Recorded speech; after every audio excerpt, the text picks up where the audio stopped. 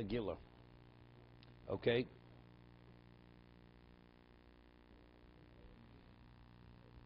We left off 303. Base. We said a walled city reads the Megillah on the 15th. A walled city that the wall stood at the time of Yoshua ben Nun, time of the regional conquest when we came into Eretz Yisrael.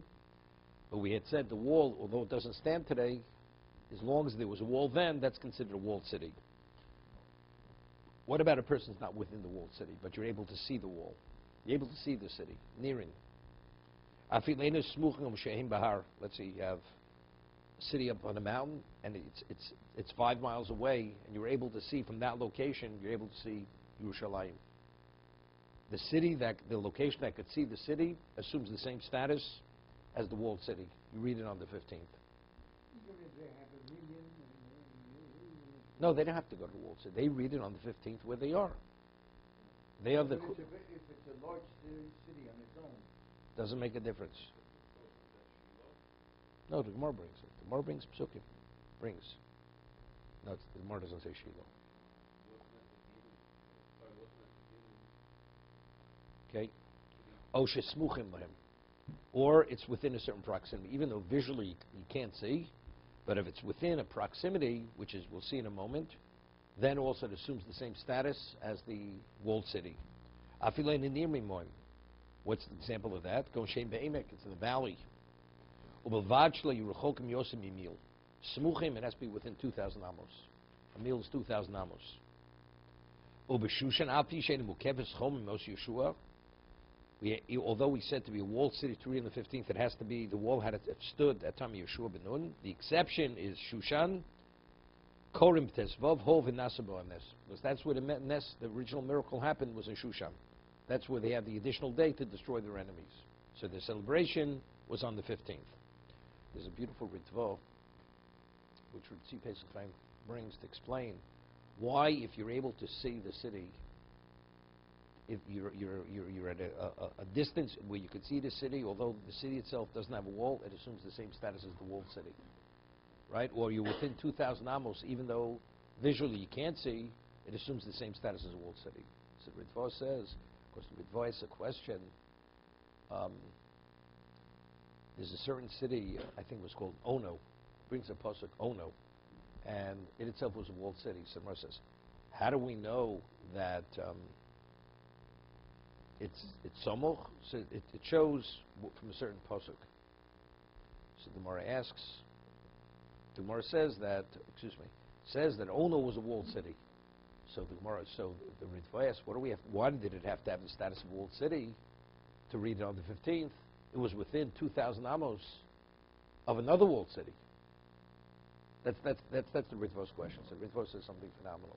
He says, why, if it's near him, why, if you're able to see the city, like even 5 miles away, although you're not in a location which initially had a wall or ever had a wall, why does it assume the same status as the walled city? So he says, the Ritva, because if a community is under attack, where does it flee to? It flees, seeks refuge in the walled city. So when does it seek refuge? That as long as visually you're able to identify the location where you're able to flee to, that's where you run. So in essence, that even the people outside the city, they identify with the walled city.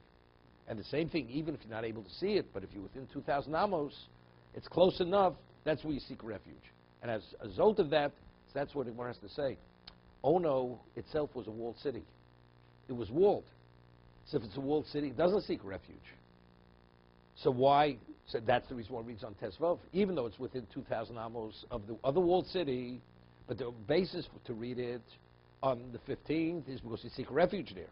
But if you have your own protection, you don't go there. So how do we know the wall stood at the time of Yoshua ben Nun? Right? On that, the Gemara says, because it brings a pasuk that was one of the walled cities, time of Yeshua, when Yeshua came into Eretz Yisrael. Okay? But that's the rationale why, even if the wall itself never had a city, as long as visually you're able to identify with the city, that other location assumes the status of a walled city. Ernie, you have it? Okay. Okay.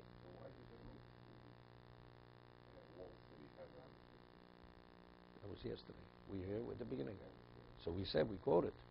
Because they no, not because of the pasuk. Isaiah said something because people didn't want to go back to Eretz Yisrael because it was in ruins. So by saying it was the time of Yeshua, that was the glory, that was the great moment.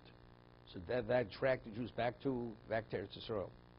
Okay, let's see the Mishna Berura. Beis Hakforim, Huadin Yoros, Ubavad Shlo Yiyu, Zekoi Ad Somech Lei, Dainu Sho Yisomuch.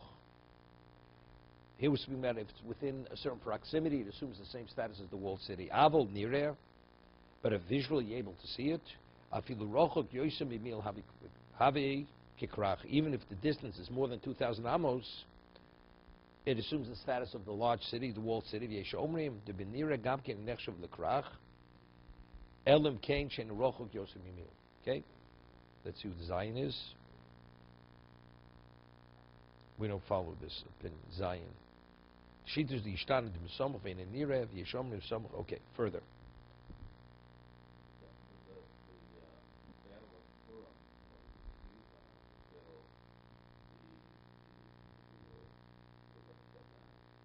No. The Amalek. They killed Amalek. Okay. No, they were in Shushan. In Shushan, they were Amalek. They didn't have to go ahead. They fought in Shushan, in the walled city.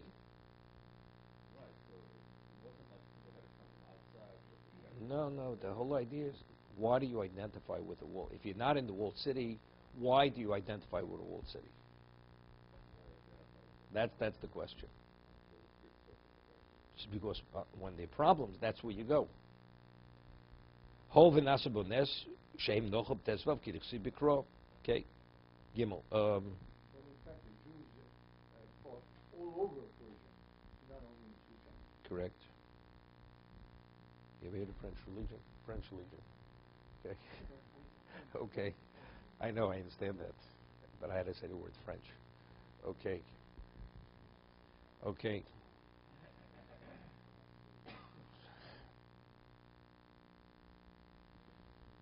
Let's see, Gimel. Kforim v'ayoros gedolos. Villages and large cities. Uchrachim she'ena mukofim chom yosusha benun. Walled cities where the wall did not, large cities where the wall did not stand from Yeshua Benun's time, Korim B'Yodalit. They read it on the 14th. Korim B'Yodalit, Gimel, Misha Dino, Likro B'Tezvov, and Yochel Likro, Lifter Levnei Yodalit B'Yodalit. This is important. There's a whole question asked on Rashi. And this comes up on, we keep the additional day in Yom Tiv. So if somebody's visiting from Israel, the United States, he's in shul, and let's say you give him an aliyah, you have to have 5 aliyahs on Yom Tiv. So every person who gets an aliyah, he has an obligation to hear Kriyas Torah. The person who comes from Eretz Yisrael, he has no obligation to hear Kriyas Torah, right? For him, it's the day after Yom Tiv. Could you give him an aliyah because he's not obligated, right? The 5 aliyahs are obligations. So it's any mechuyev b'davar. The one who's receiving the aliyah is not obligated to receive an aliyah because he's not obligated to listen to Kriyas Torah. So do you give him the aliyah?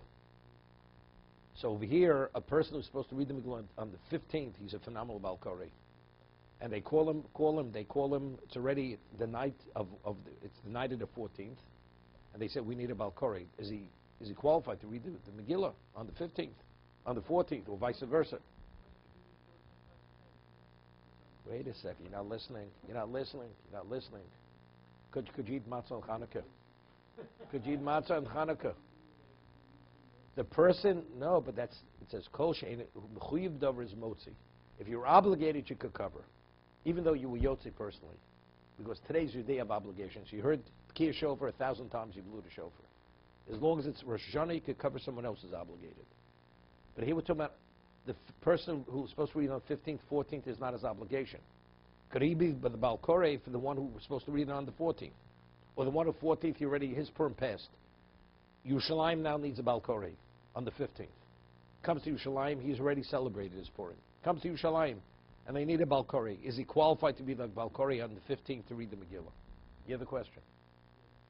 It's not analogous to what you... No, he already was Yotze. His Purim passed. Oh, he was already there. He was the 14th. Now 14th he comes to Yerushalayim, right? In Israel, it's very people they celebrate in wherever they are, Bnei Brak, Tel Aviv, whatever it is, and the 15th they come to Yerushalayim. Person's a first class Balkore. They ask him, "Could you please read?" Great synagogue. You can read for us. Yeah, of course. We read on the 15th. That's when they celebrate Purim. The 15th. Is he qualified? So the Mishna Berura says, "Mishadino likro b'tezvav." A person is supposed to read. He's to read on the 15th. Eino yochol likro v'lifto b'nei yudalid b'yudalid. He's not qualified to be motzi. People are supposed to read on the 14th because his obligation hasn't yet come. His obligation is the 15th, not the 14th. So he's not qualified. Chen lehepich. And the same thing is true. The one who is the 14th to be motzi somebody on the 15th. He can't cover him. Because the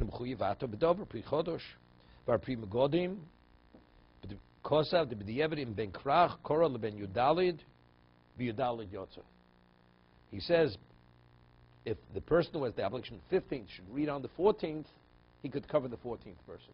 The one on the 14th cannot cover the one on the 15th. Because the Gemara, what's the rationale? The Gemara says that usually you go after majority. Majority of Jews, when is their obligation? On the 14th, because the majority of cities are not walled cities. So because the person of the walled city is part of the majority, therefore he could cover even the 14th, because he's connected to the majority.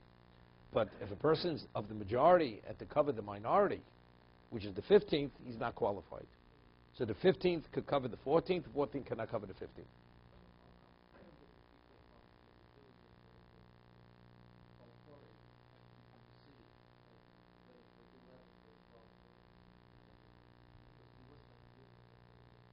Wait a second. Okay, 1 second.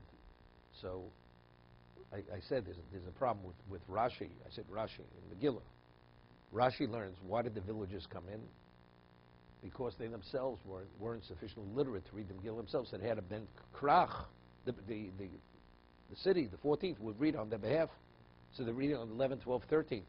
Everybody agrees the 14th cannot read on those previous days. So how could they cover them? That's the question they ask on Rashi. So they give answers.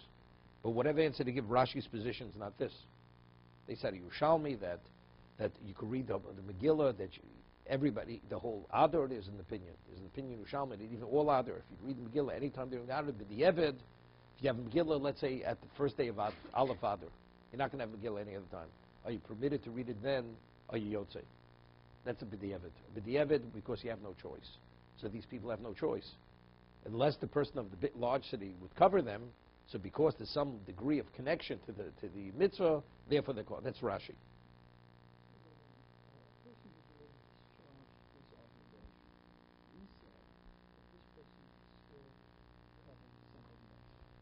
You're asking his question. Okay.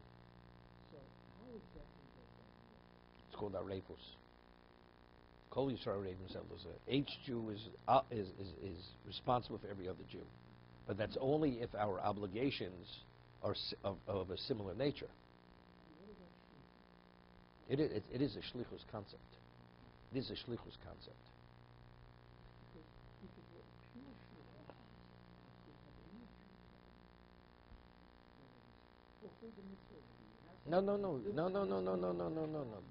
The differences. No, it's not true. For instance, could a person make a shliach to Mikadashini, an Eved Kanani? Right, Eved Kanani. You appoint him to be an agent to purchase something on your behalf. Is he qualified? No, not a child. Eved Kanani is an adult. He has the identical obligation as a woman.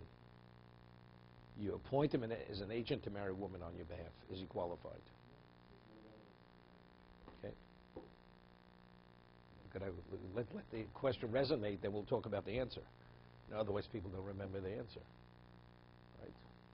You understand? He's not qualified. Even though if I appoint him a shliach to purchase something on my behalf, he's qualified to marry a woman. Not why? Because Eved Kanani has no relevance to marriage. He can't. He's not a bar kedushin, right? He cannot. If he would marry a woman, I mean, even the master gives him a slave woman, it means nothing. Exactly. No, but an Eved has relevance to shlichus. A slave could be an agent, but it's only the context that he has relevance to. But since he has, no, a goy can never be an agent, right? A woman can be an agent. A woman can. To marry a woman, okay, correct? Because she could be married, so she has relevance to marriage. A slave has no relevance to marriage on neither side, not as the one to marry or the one to be married. This question of marriage, you can't construe it too narrowly, because if I say a man cannot marry a man, therefore a man No, cannot that's be a that's what we're saying. We're saying because he has relevance to marriage. marriage. I'm saying so I say you can't construe Correct, it too correct, narrowly. correct. Not specifically in the function, what he's functioning in that capacity. Is this a logical concept? What It's kind based. of a concept is this? So the Gemara says this. We had the Gemara at the beginning of the second parak when we speak about shlichus, right? It's a svara. It's a svara. No, of course not. Of course not. Non-Jew can't be a shliach. Shlita has no relevance. You don't have to have a shlich to shlita. Somebody slaughters your animal. He steals your animal, he slaughters it. You permitted to eat the meat?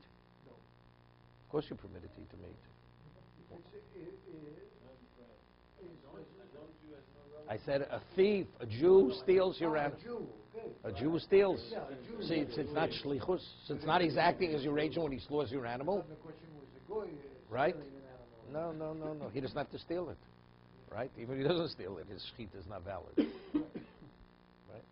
Okay. So today there are Jews that travel to the line of Tesla, but they're just going to have a good time. Exactly. Nothing. No value.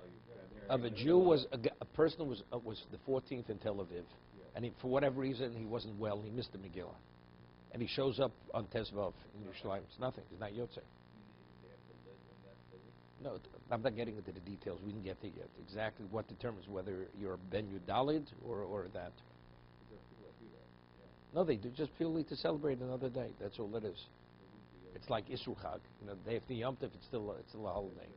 It's like in Eretz Yisrael, even on Simchas Torah, our Simchas Torah, they have celebrations throughout Yerushalayim with music. They have hakafos, even though it's not hakafos. It's Isru Chag. Okay. Okay. What about the city of Jericho? It's a walled city. Correct. It is a walled city. Today, they live in Manifesting? I don't know if they're Jews. There are no Jews in Jericho. Okay. Let's see the Tveria. Maybe Tzipori. Up north. Most cities, no.